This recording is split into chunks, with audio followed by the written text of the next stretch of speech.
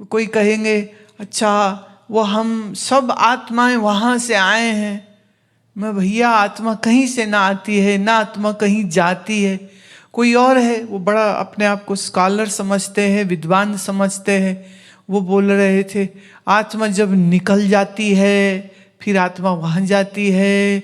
भाई आत्मा कहाँ नहीं निकलती है, जो निकलता है, जो जाता है, जो आता है सो जीव आत्मा है, आत्मा नहीं है वो। क्या फर्क है दोनों में? कोई तो फर्क है या नहीं कि एक ही शब्द है? एक ही शब्द है तो फिर दो तरह से क्यों इस्तेमाल होता है?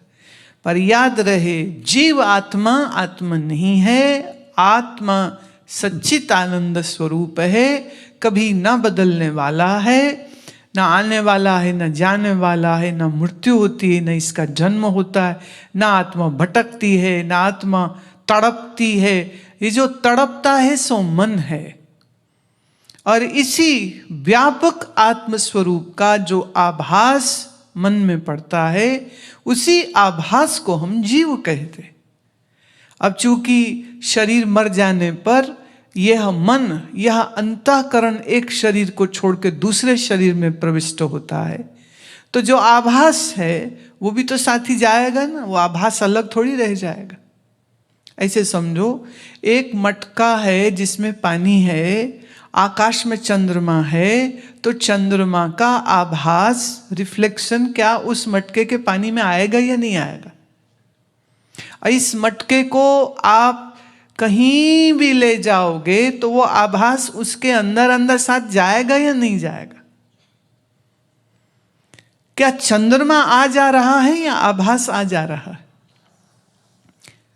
ऐसे ही आकाश में चंद्रमा मतलब जानो दृष्टांत क्या हुआ? आत्मा मन के पानी में जिसका आभास पड़ा जब, तो उसी का नाम हुआ जीवात्मा। और मन शरीर रूपी घड़े को छोड़ करके जब दूसरे शरीर में पहुंचता है तो आभास भी साथ ही जाएगा कि आभास के बगैर चला जाएगा? आभास साथ जाता है। तो जो अब जैसा पानी होगा, जैसा अगर पानी हिल रहा है तो चंद्रमा का आभास सही नहीं बन पाएगा, वो टुकड़ा टुकड़ा हो जाएगा सारा। तो जब तुम्हारा मन विषय विकार वासना की वजह से हिलजुल जाता है, तब आपके भीतर बहुत कलह क्लेश की अनुभूति करता है, क्योंकि मन टिकता है तो आभास भी टिकता है। चांद नहीं टिकाना, आभास। और आभास को कैसे टिकाना है? जब आप जल को टिका देते हो तो जल में आभास पड़ता है, पर फिर भी वो आभास जल से अलग होता है, एक नहीं हो जाएगा उसमें। उसमें दिखता है, उसमें है नहीं। चंद्रमा मटके में नहीं चला गया, पर चंद्रमा का आभास उस जल में हमको दिखाई देता है। ऐसे ही ये सब तुम्हारे शरीर क्या है? मटके जैसे हो गए ना मिट्टी के। इसके अंदर मन है, इसी मन में उस व्यापक आत्मस्वरूप का आभास, उसी को कहते जीव। तो मन आभास का आपस का संबंध है। अब इस मन से पाप किए पुण्य किए, इस मन को पाप पुण्य का फल सुख दुख मिलना है, इसलिए एक शरीर से दूसरे शरीर से तीसरे शरीर से चौथे शरीर में इसकी यात्रा चलती रहती। ये ऐसा बेवकूफ है जिस शरीर में जाता है उसी को मैं मानने लग जाता है, वही माँ बाप को अपने मन समझ लेता है। पर जब शरीर छूट जाता है तो पलट के कभी सोचता भी नहीं। तुम्हें याद है पीछे कौन कौन माँ बाप रोते पिटते छोड़ आए हो? कितनी पत्नियां, कितने पति, कितने बच्चे छोड़ आए हो? वो पिछले सब भूल गए तुम्हें कन्वीनियंटली। अब वाले सारे मन में राजा बना के बैठे हुए, पर जैसे पिछले छोड़ दिए ऐसे ये छूट जाएंगे एक दिन, क्योंकि मौत तो होगी होगी, तुम चाहो ना चाहो। पर क्या आप जानते हो शरीर कब मरेगा?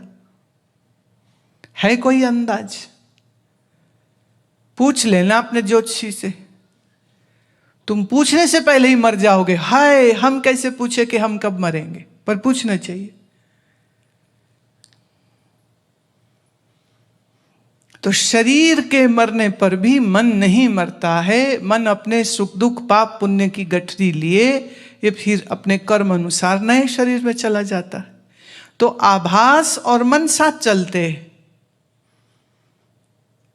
आत्मा ना आवे न जावे, आवे जावे कौन? आभास। तो वेदांत की भाषा में हम जिसे आभास कहते हैं उसी को भक्ति के मार्ग में जीव कहते हैं, और आम बोली चाली में हम उसको बेवकूफ़ों की तरह आत्मा बोल देते हैं। उसकी आत्मा निकल गई, उसकी आत्मा भटक गई, हाँ उसकी आत्मा की गति कराएंगे। अरे आत्मा की गति क्या कराओगे? आत्मा तो ब्रह्म स्वरूप है, उसकी गति नहीं होती है। बिगड़ा कौन है? मन। मन अपने मोह ममता के कारण एक शरीर से, एक घर से बंध जाता है, फिर कभी कभी अगला शरीर ही नहीं मिल पाता। तो फिर पूजा पाठ की जरूरत पड़ती है कि भाई जा, पीछा छोड़,